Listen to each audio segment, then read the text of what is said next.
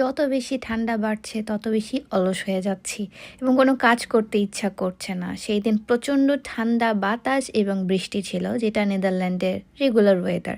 এই ঠান্ডা ঠান্ডা ওয়েদারে একটু গরম গরম স্যুপ খেতে ইচ্ছা করছিল কেন যেন। বাইরে যে স্যুপগুলো পাওয়া যায় সেই স্যুপগুলো আসলে আমার পছন্দ হচ্ছিল না, তাই ভাবলাম যে একটু কর্ন স্যুপ বানাই। ফেসবুকে ইদানিং এটা বেশ ভাইরাল যাচ্ছে এবং এটা যদি আপনাদের সর্দি কাশি জ্বর হয়ে থাকে তাহলে কিন্তু বেশ কাজও দেবে। তো আমি গাজরগুলোকে সুন্দর করে ছোট ছোট করে কেটে নিয়েছিলাম। গাজর আমার অনেক বেশি পছন্দ। তারপর আমি চিকেন নিয়ে নিলাম। চিকেন যেহেতু দিব, চিকেন ব্রেস্ট পিসটা নিলে বেশ ভালো হতো, বাট আমার কাছে ছিল না আনফর্চুনেটলি। তারপর সাথে দিয়ে দিব 3টা রসুন এবং দিয়ে দিব আস্ত একটা পেঁয়াজ, দেন দিয়ে দিব গোলমরিচের গুঁড়া। এটাই মেইনলি আসলে ইনগ্রেডিয়েন্ট যেটা সর্দি কাশির জন্য খুব ভালো কাজ করে, এবং স্বাদ মতো লবণ দিয়ে দিলাম। তারপর এটাকে নেড়ে চিড়ে এখন এটাকে সুন্দর মতো বয়ল হতে দিব, মানে সিদ্ধ হতে দিব আর কি। বয়ল হয়ে গিয়েছে সুন্দর মতো করে। এখন পেঁয়াজটা এবং রসুনটা আমি তুলে ফেলবো এবং একটু পরে আবার তুলে ফেলবো আমার চিকেনটাও। তো চিকেনটা উঠানোর পর আমি চিকেনের পিসগুলো এইভাবে ছোট ছোট করে শ্রেডেড করে নিচ্ছিলাম। আপনি চাইলে আরো ছোট করতে পারেন বা একটু বড় রাখতে পারেন, আপনার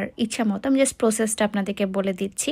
এবং এটা সম্পূর্ণ আসলে আমার ফার্স্ট টাইম এবং আমার সম্পূর্ণ একটা এক্সপেরিমেন্ট করা রেসিপি। যেহেতু রেসিপিটা খেয়ে আমার অনেক বেশি ভালো লেগেছে, তাই আপনাদের সাথে শেয়ার করা। তারপর ওই চিকেন স্টকটার মধ্যেই আমি কেটে রাখা গাজরগুলো দিয়ে দিচ্ছি এবং সাথে দিয়ে দিব আমার কর্নগুলো। এই কর্নগুলো যেগুলো আমি একটু থেতো করে নিয়েছিলাম, আপনি চাইলে ক্রিম কর্নও ইউজ করতে পারেন, আরও ঠিক হবে। দেন আমি একটু লবণ অ্যাড করে দিলাম এবং এটাকেও সুন্দর মতো করে আমি এখন বয়েল করব। একটু বয়েল হয়ে এলেই আমি চিকেনগুলো এর মধ্যে দিয়ে দেবো, দেন বয়েল করতে দেবো। এটা খেতে যেমন উপকার, এটা কিন্তু আপনার বডির জন্য অনেক বেশি ভালো।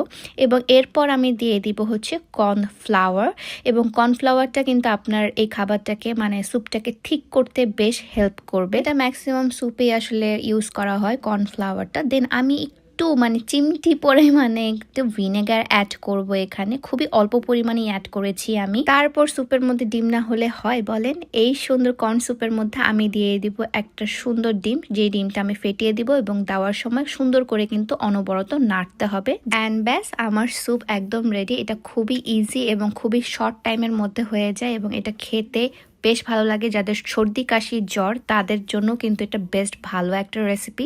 সো অবশ্যই বাসায় ট্রাই করবেন আপনারা, এবং অবশ্যই এটা গরম গরম খাবেন। গরম গরম খেলে কিন্তু বেশ একটা সুস্থির লাগবে এবং এটা কিন্তু অসাধারণ হয়েছিল। খুবই সিম্পল বাট বেশ ডিলিশিয়াস এবং হেলদি একটা স্যুপ বানিয়েছি আপনাদের জন্য। সো ট্রাই করতে কিন্তু ভুলবেন না। আল্লাহ হাফেজ।